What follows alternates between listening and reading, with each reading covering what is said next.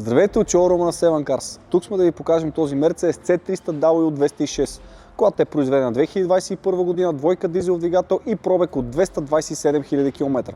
Колата е с много добро изпълнение на интериора, разполага с карбонови елементи, амбиентно осветление, подобрена аудиосистема Burmester, седалките са черна синтетична кожа с подгрев, електрическо нагласене и запаметяване, автоматична скоростна кутия 9G Tronic, преден и заден парктроник с камера за задно виждане, двузонов климатроник, мултифункционален кожен волан с пера, круиз контрол, дисктроник, Keep Line Assist и още много асистенти при шофиране. Тъй като автомобил е комби, логично има достатъчно пространство в багажника, както виждате съберете и 4 резервни гуми, с които е оборудван този автомобил. В цифри това е 490 литра, а ако бутнем задните седалки напред, достигаме внушителните 1500 литра. Колата е оборудвана с 18-цолови алуминиеви джанти, както видяхте има и втори комплект гуми и джанти, а отпред осветлението е LED High Performance.